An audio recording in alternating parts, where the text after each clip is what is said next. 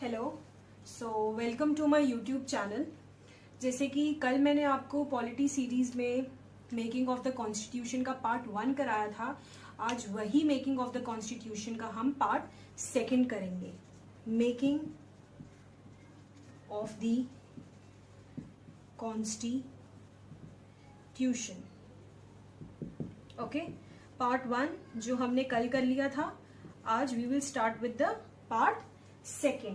कल हमने कहां तक पढ़ा था? कल हमने पढ़ा था working of the constituent assembly से पहले हमने पढ़ा था कि महात्मा गांधी नहीं थे, और working of the constituent assembly भी हमने कंप्लीट कर लिया था कि हमने लास्ट में पढ़ा था कि H C. Mukherjee and V T. Krishnamachari are the 2 vice presidents. अब हम पढ़ने जा रहे हैं आज ऑब्जेक्टिव्स रेजोल्यूशन। ठीक है, this is a factual chapter. ये एक फैक्चुअल चैप्टर है, इसमें कोई ऐसा आपको कॉन्सेप्ट समझने वाला चीज नहीं है। It is just a factual chapter. बहुत सारे फैक्ट्स इसमें आपको याद रखने हैं। रिमेंबर, फैक्ट्स आपको याद रखने हैं। ठीक है, सो ऑब्जेक्टिव्स रेजोल्यूशन जो पास हुआ था वो 13 दिसंबर 1946 को पास हुआ था। 13 दिसंबर 1946 by whom? By Jawaharlal Nehru ji के द्वारा ये पास किया गया था। ये सिर्फ पास किया गया है, दिस इज पास। ये पास कब किया गया है और हमने इसको अडॉप्ट कब किया है?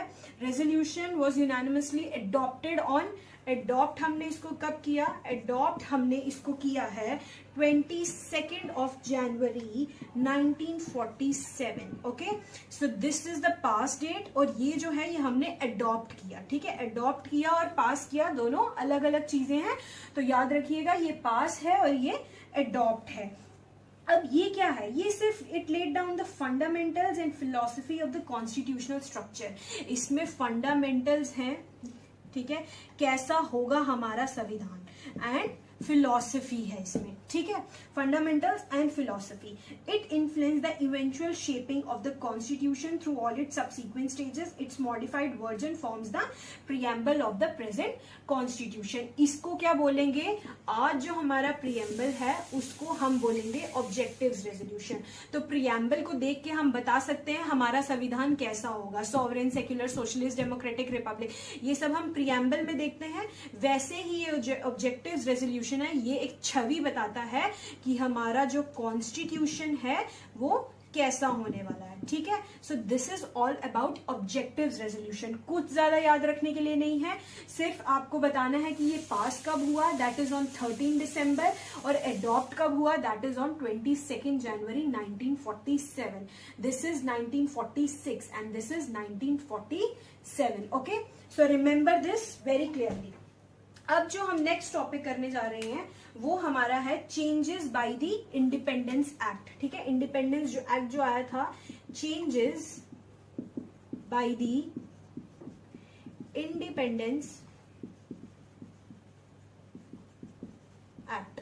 ओके, क्या चेंजेस आ गए थे? Let's see what are the changes. सबसे पहला जो था वो तो था कि असेंबली जो कॉन्स्टिट्यूएंट असेंबली थी वो फुली सॉवरेन हो चुकी थी। ठीक है, फुली सॉवरेन। ठीक है, सेकंड जो पॉइंट था वो था कि अब ये लेजिस्लेटिव असेंबली की तरह भी काम करेगी, लॉ भी बनाएगी, प्लस कॉन्स्टिट्यूशन तो इसको बनाना ही बनाना है। द थर्ड पॉइंट इज कि जो मुस्लिम लीग के मेंबर्स थे, जो पाकिस्तान वाले एरियाज थे, उन्होंने विड्रॉ कर लिया था। प्लस स्ट्रेंथ कैसे हो गई थी? पहले 389 थी ओरिजिनल स्ट्रेंथ, ये ओरिजिनल स्ट्रेंथ थी। इसके बाद जो थर्ड पॉइंट है, अब स्ट्रेंथ कितनी रह गई थी? जब सब मुस्लिम लीग के मेंबर्स ने जब विड्रॉ कर लिया था तो 299 ही रह गई थी। ठीक है, ये ब्रिटिश इंडिया की पहले सीट्स थी, याद है ना? 389 ब्रिटिश इंडिया की सीट्स थी, उसमें से 296 जो थी वो 11 governor provinces and 4 from 4 chief governor. तो ये जो थी 389 ये ब्रिटिश इंडिया की सीट्स हैं, और ये 299 हो गई, इसमें रिड्यूस हो गई। ठीक है, और जो 93 जो थी that were from princely states, है ना, वो कितनी रिड्यूस हो गई थी? 70 रिड्यूस हो गई थी। ठीक है, 270 बन गई थी। अब क्या बता रही हूं मैं, consequently the total strength of the assembly came down to 299 as against 389 originally fixed, है ना, under the cabinet mission plan. ये जो 389 सीट्स थी ये कैबिनेट, जस्ट अ मिनट,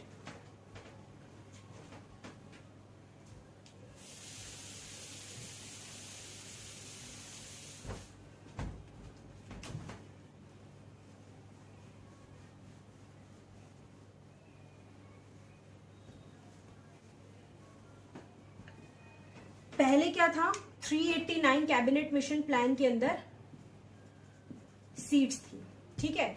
अब जो नया था आफ्टर इंडिपेंडेंस एक्ट, अब कितनी सीट्स रह गई हैं इसके अंदर, कितनी बताई मैंने, 299 सीट्स आर लेफ्ट, ठीक है, 299 सीट्स बच गई। उसके बाद जो कैबिनेट मिशन प्लान के अंदर इंडियन प्रोविंसेस, ठीक है, जो ब्रिटिश प्रोविंसेस में कितनी बांट दी थी आउट ऑफ दिस 389, 296 जो थी वो ब्रिटिश प्रोविंसेस को दी थी, यस। और अब इसकी स्ट्रेंथ जो है 296 से वो 229 हो चुकी है, अब ये इंडियन प्रोविंस आ गया, ठीक है, कंपैरिजन कर रही हूं मैं। उसके बाद 93 सीट्स जो थी वो प्रिंसली स्टेट्स को दी गई थी, जैसे मैंने कल बताया था, और इसका नंबर रिड्यूस होके 70 रह गया है, ठीक है, 70 रह चुका है। So you could now see from 389 to 299, from 296 to 229 and from 93 to 70। ये इंडिपेंडेंस एक्ट के आने से हुआ, ठीक है।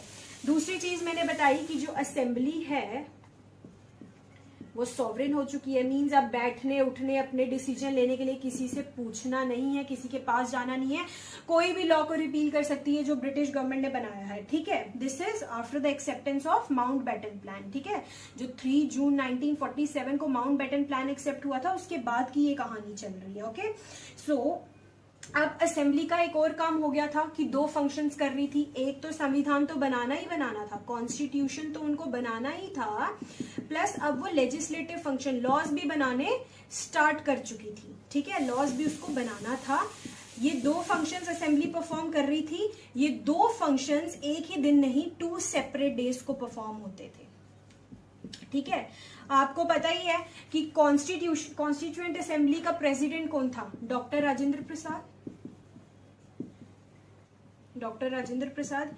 इसीलिए जब असेंबली कॉन्स्टिट्यूएंट असेंबली की तरह मिलती, जब कॉन्स्टिट्यूशन बनाने के लिए मिलती थी तो उसको चेयर कौन करते थे, डॉक्टर राजेंद्र प्रसाद उसको चेयर करते थे, ठीक है, it is chaired by doctor Rajendra Prasad. और जब वो लेजिस्लेटिव बॉडी की तरह मिलती थी, लेजिस्लेटिव फंक्शंस लेजिस्लेटिव बॉडी की तरह मिलती थी, तो जीवी मवलांकर उसको चेयर करते थे, it was chaired by GV Mavalankar.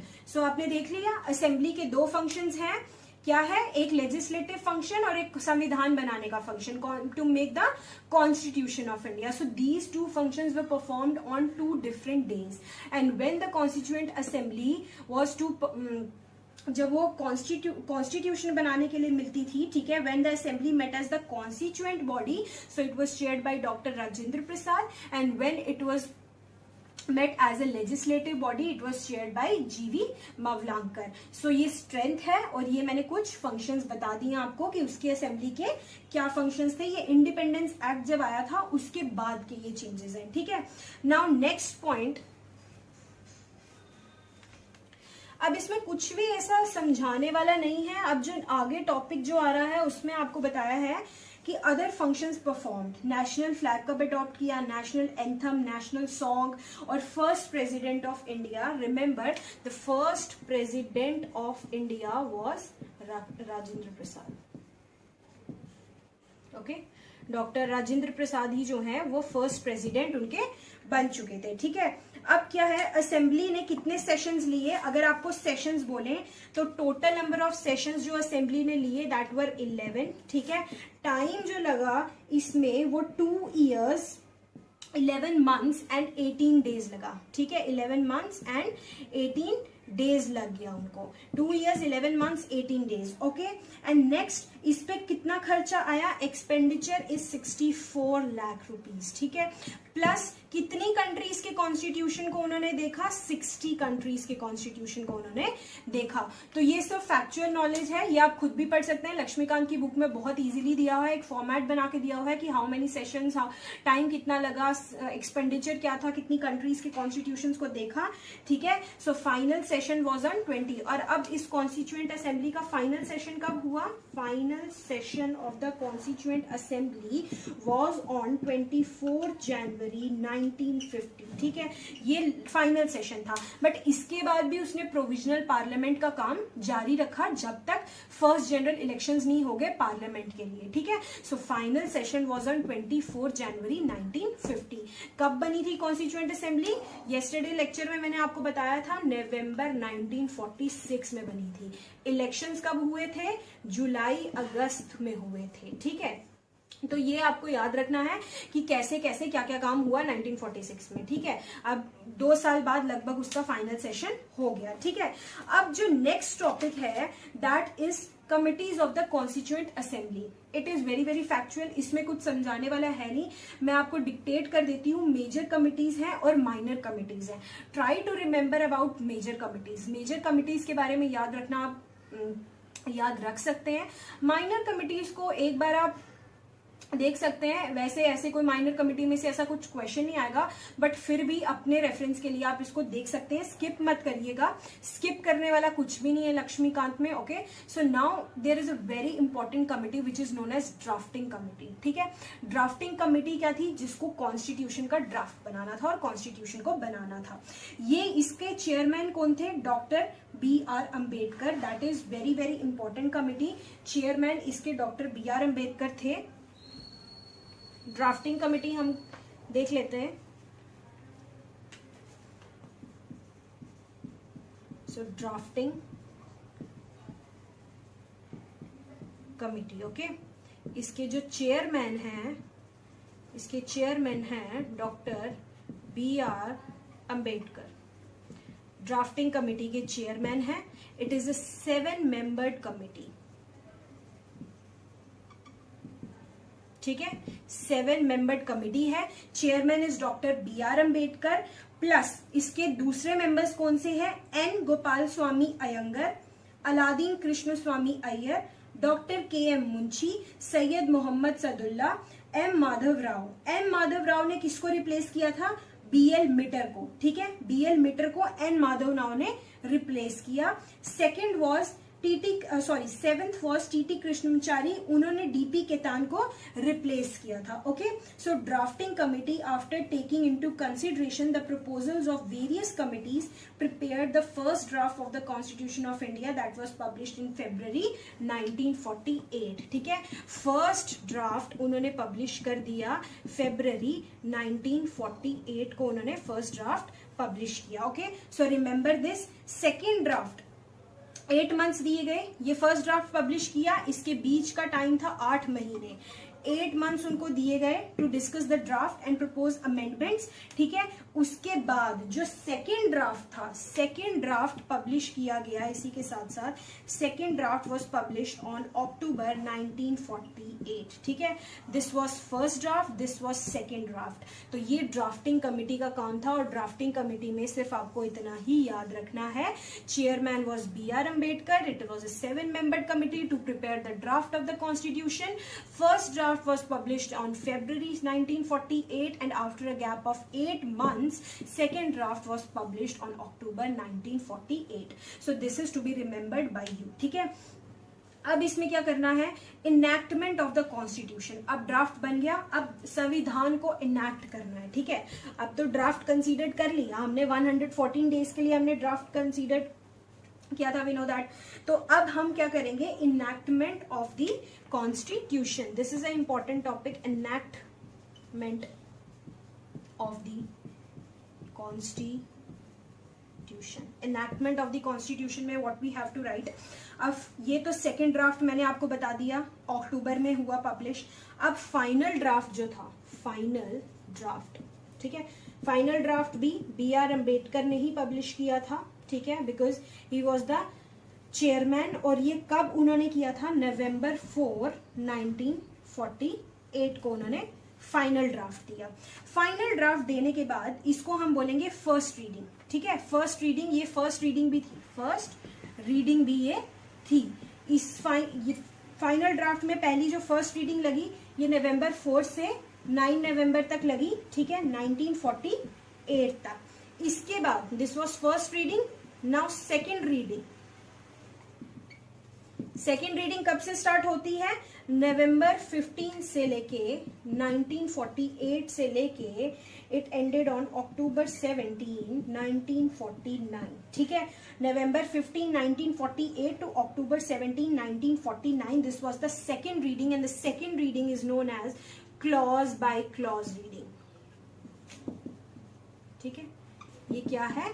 Clause by clause reading है। समझ आ गया? एनैक्टमेंट ऑफ द कॉन्स्टिट्यूशन में the final draft was published by B.R. Ambedkar on November 4, 1948। Also first reading थी ये, November 4 से November 9 तक चली। सेकेंड रीडिंग November 15 से October 17 तक चली। This was clause by clause reading, ठीक है। और इसमें कितनी अमेंडमेंट्स दी गई? इसमें 77653 अमेंडमेंट्स वर प्रपोज्ड, ठीक है। अमेंडमेंट्स जो थी वो क्या की गई?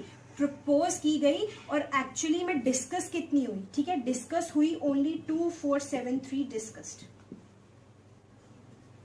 इन दी असेंबली। असेंबली में क्या हुई? ये डिस्कस हुई। ओके, सो रिमेंबर ये हो गया। अब थर्ड रीडिंग आती है, first, second and third reading.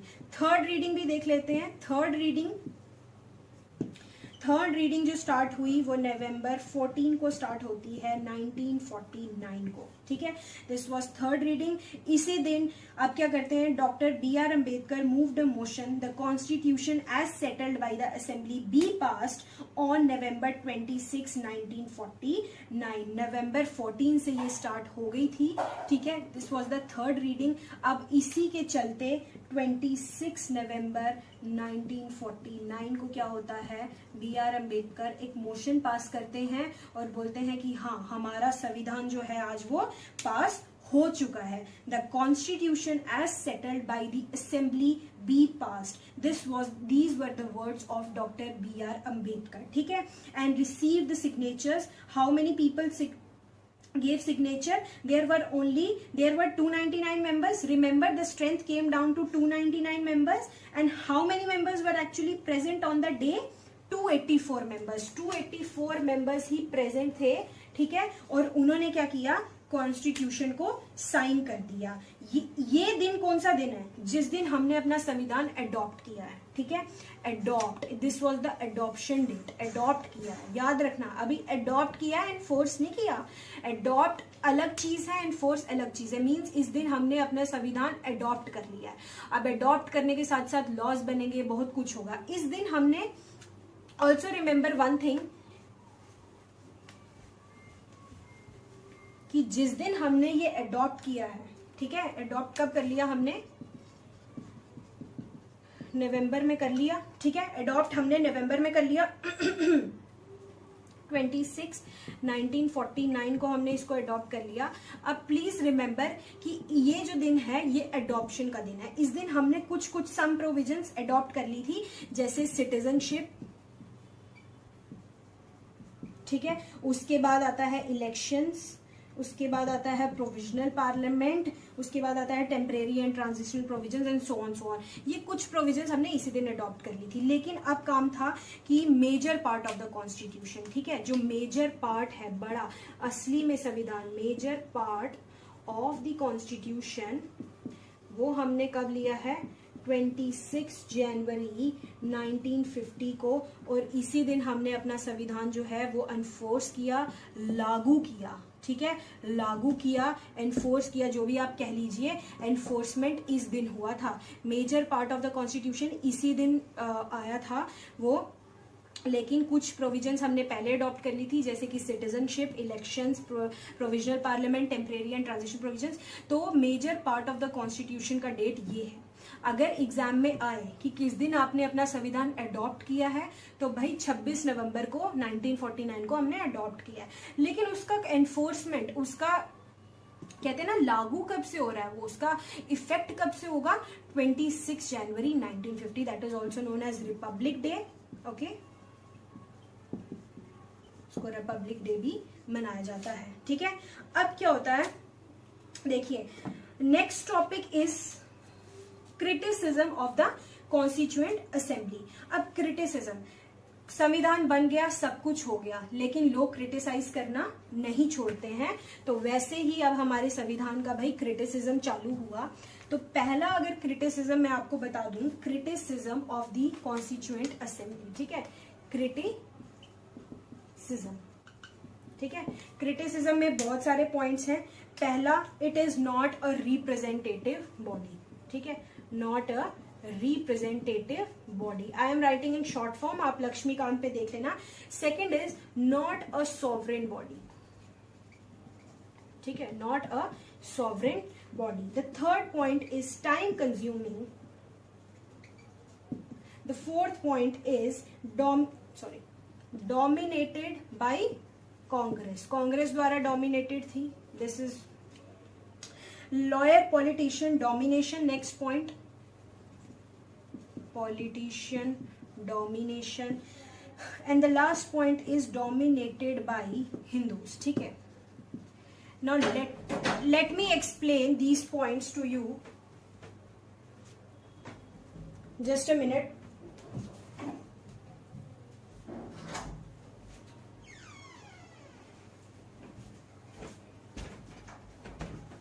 Not a representative body. Now not a representative body means जो कॉन्स्टिट्यूएंट असेंबली है वो रिप्रेजेंटेटिव बॉडी नहीं है, क्योंकि इसके इलेक्शंस कैसे हुए थे, इसके इलेक्शंस हुए थे, आधे नॉमिनेटेड मेंबर्स थे इसमें और आधे जो थे वो इलेक्टेड थे, बट इलेक्शन भी जो था वो था proportional representation bye means of single transferable vote. ठीक है, तो not a representative body, representative body नहीं है, लोगों ने खुद चुन के इसमें लोग नहीं बनाए जिन्होंने संविधान बना दिया।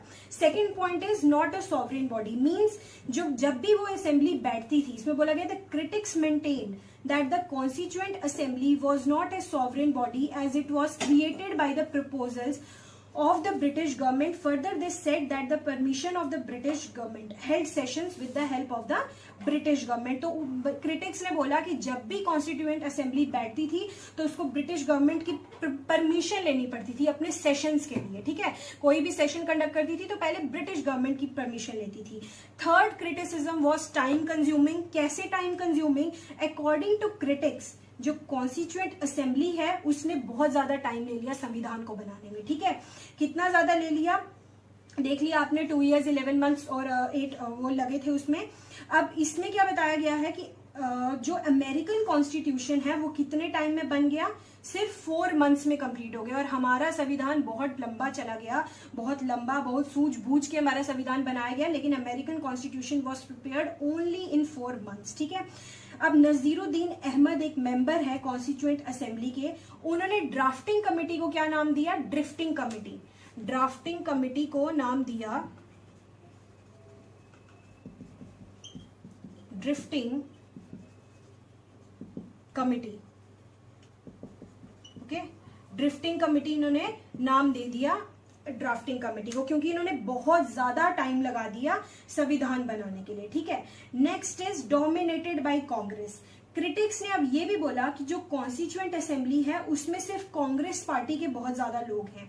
ग्रैनविल ऑस्टिन एक अमेरिकन कॉन्स्टिट्यूशनल एक्सपर्ट हैं, उन्होंने बताया कि जो कॉन्स्टिट्यूएंट असेंबली है was a one party body in an essentially one party country. ठीक है, एक पार्टी बॉडी एक पार्टी कंट्री में। ठीक है, क्योंकि इस कंट्री में एक ही बड़ी पार्टी है और वही कॉन्स्टिट्यूएंट असेंबली में भी एक ही पार्टी दिख रही है, सिर्फ कांग्रेस कांग्रेस कांग्रेस। तो उसने बोला the assembly was the Congress and the Congress was India। India Congress है और असेंबली जो है वो कांग्रेस है। ठीक है, दोनों कांग्रेस ही है बस। Lawyer politician domination, lawyer politician domination में क्या बोला गया कि it is dominated by lawyers and politicians. ठीक है, सिर्फ इसमें लॉयर्स थे या फिर पॉलिटिशियंस थे, आम आदमी आम लोग बहुत कम थे। So that is why the critics have mentioned कि it is a body of only lawyers and politicians. तो उन्होंने बोला कि जो लैंग्वेज है और इतना बल्कि जो है हमारा संविधान, उसका मेन रीजन एक यही है कि उसमें लॉयर्स और पॉलिटिशियन की डोमिनेशन बहुत था, इसलिए लैंग्वेज बहुत कॉम्प्लिकेटेड हो चुकी है और बहुत बल्कीनेस आ गई है कॉन्स्टिट्यूशन में, ठीक है।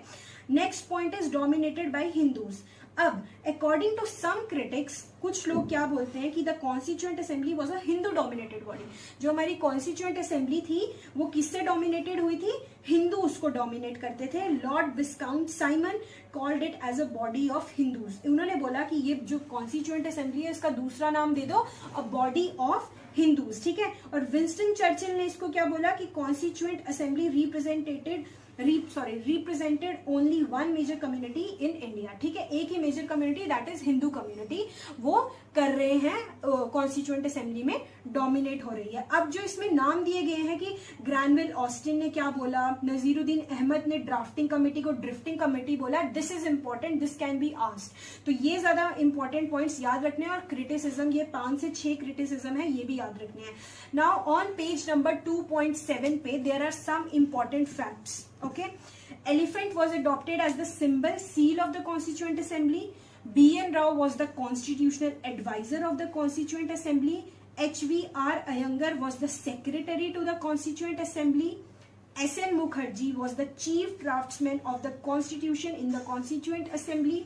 Fifth point is Prem Bihari Narayan Raizada was the calligrapher of the Indian Constitution and the original Constitution was handwritten by him in a following italic style. ऐसे ही 6th, 7th, 8th पॉइंट में भी बताया गया है कि किसने उसको beautify किया, किसने उसको हिंदी में कैलीग्राफ किया। तो ये सब इंपॉर्टेंट फैक्ट्स हैं दैट आपको ये खुद पढ़ने पड़ेंगे और खुद याद करने पड़ेंगे। Next is Hindi text of the constitution. Originally constitution of India में कोई भी प्रोविजन नहीं था हिंदी लैंग्वेज का, लेकिन फिर 58 कॉन्स्टिट्यूशन अमेंडमेंट एक्ट ऑफ 1987 से वो प्रोविजन आ गया और ट्रांसलेशन जो है वो हिंदी लैंग्वेज में हो गई, ठीक है। प्रेसिडेंट के पास ये अथॉरिटी है कि वो पब्लिश कर सकता है इसकी ट्रांसलेशन। अब इसमें सारा चैप्टर कंप्लीट हो गया है, कुछ भी नहीं रह गया है। अगर कोई टॉपिक दोबारा आपको पढ़ना है तो you can comment down below, I will explain it. तो आज का ये चैप्टर हम यही खत्म करते हैं। Making of the constitution is completely, it is totally a factual chapter. Fact ज्यादा है इसलिए समझाने वाला कुछ नहीं, you have to remember it by yourself only, okay. So thank you. If you like the video please like, comment and subscribe.